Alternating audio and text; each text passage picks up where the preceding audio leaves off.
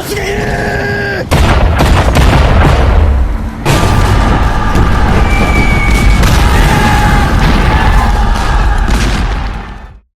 a previous episode, we spoke about the beginning of the unofficial war between China and Japan in 1931. After the Mukden Incident, Japan began forcefully occupying major cities throughout Manchuria and forming alliances with local Chinese leaders to consolidate control. The real question is this: was all this legal? Absolutely fucking not.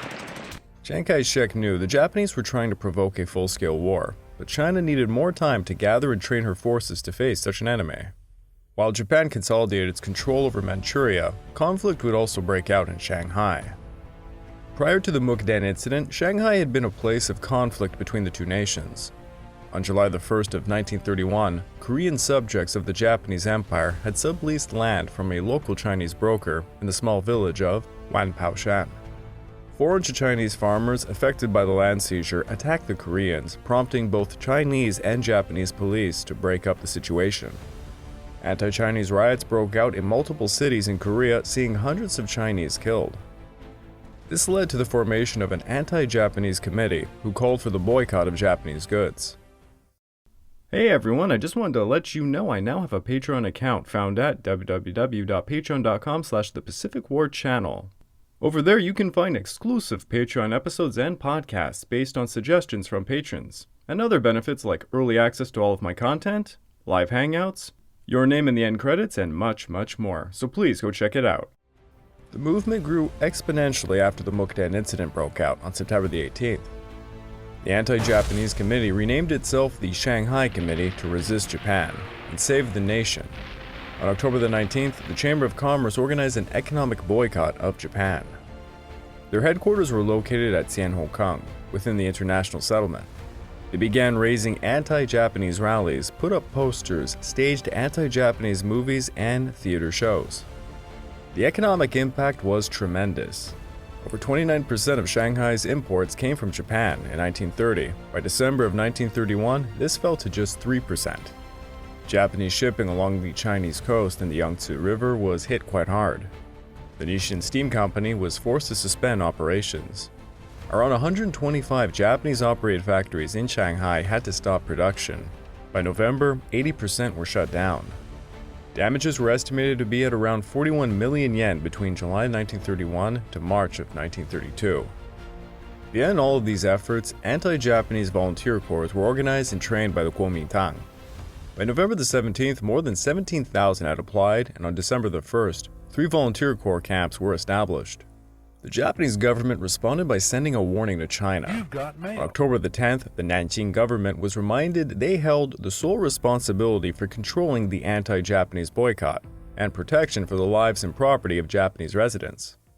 Hey, a letter! I have friends! Oh, that's not a letter, that's a threat. Nanjing responded they could not be expected to suppress the people's right to choose commodities.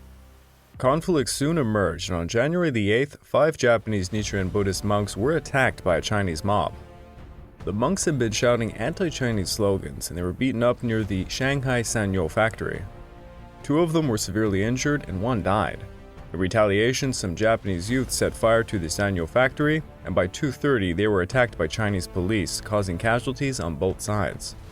The Consul General, Murray Kurematsu, issued a condemnation of the killing of the Japanese monks. The Chinese issued an apology and promised they would pay reparations and find the culprits responsible. But the Japanese residents were not satisfied with this. On January the 20th, there was a call for Japan to send forces to quell the anti-Japanese movement in Shanghai. A mob of more than 1,000 rushed to the IGN headquarters and demanded Captain Samajima Tomoshige take action. The cruiser Oi and the 15th Destroyer Squadron, led by Shibuzawa Koichi, came on January the 23rd.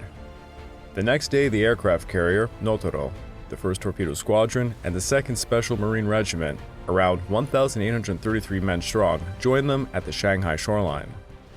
Meanwhile, the Chinese 19th Route Army of General Tai Ting-kai had been massing outside the city of Shanghai. They were roughly 33,500 men strong, composed mostly of men from Guangdong and Guangxi. They had been engaged in anti-communist campaigns in Jiangxi, But by December, they had been ordered to replace General Song Shikui's army, who were stationed at the Nanjing-Shanghai Railway. Given the 19th Route Army's strong anti-Japanese attitudes, coupled with the Mukden Incident and other recent events, a clash between them near Shanghai seemed imminent.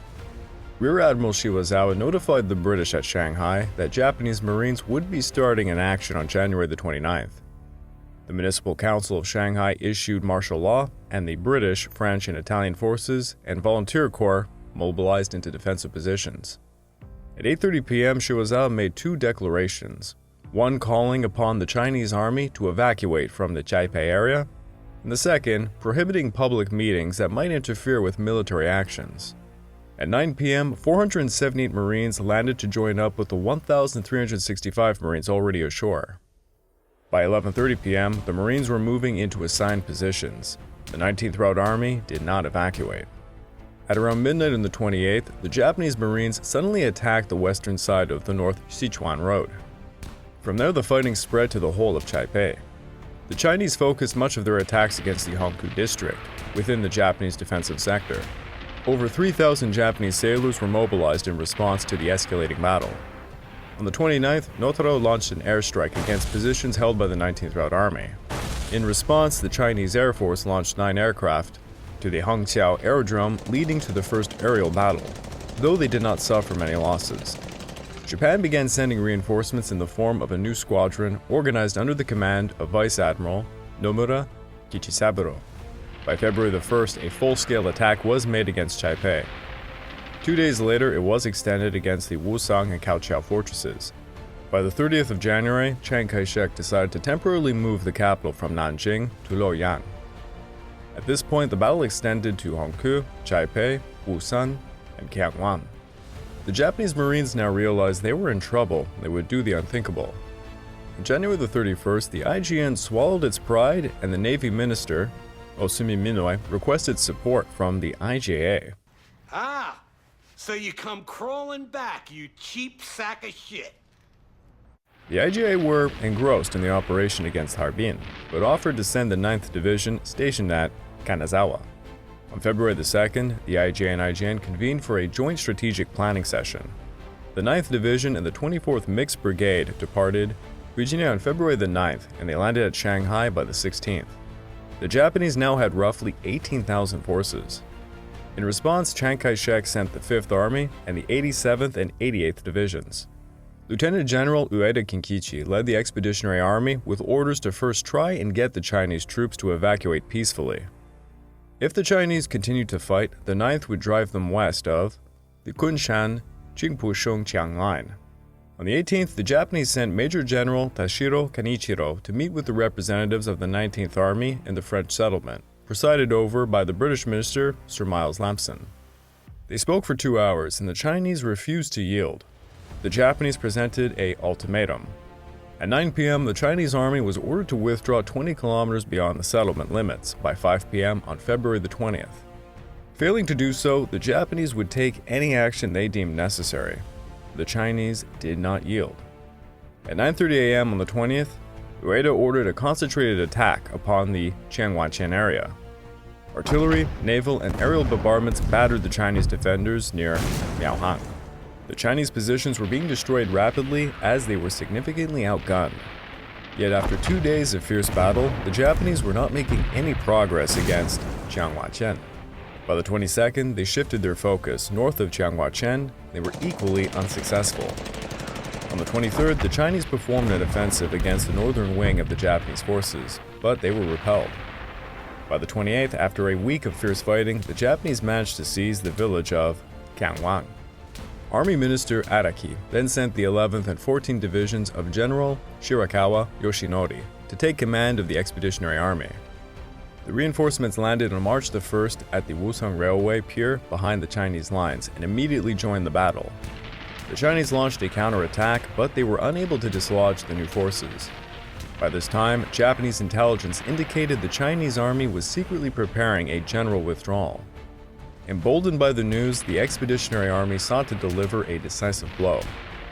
Fearing encirclement, the Chinese army began a general withdrawal on March the 2nd. The 9th and 11th Divisions attempted an encirclement attack, but the Chinese were able to escape. The League of Nations had scheduled a meeting on March the 3rd to try and force a truce, so the Japanese halted their pursuit of the enemy by 2 p.m. The truce negotiations had begun as soon as the fighting had broken out in late January. It was brought about largely because foreign governments were concerned with the safety of the international settlement. Multiple meetings were held, but each saw refusals. The Japanese sought to defeat the 19th Route Army before any truce was signed. Once the Chinese were expelled 20 kilometers beyond the settlement, Shirakawa called for a unilateral truce, intent on acting the victor of the forthcoming peace conference.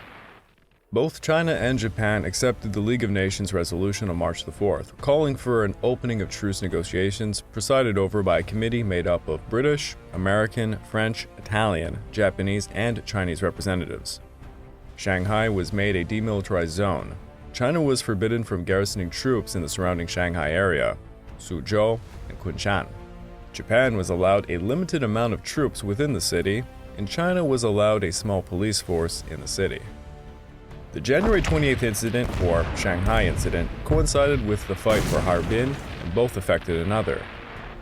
The year of 1932 ushered in a new state called Manchukuo, in many ways the product of one man, Kanji Ishiwara.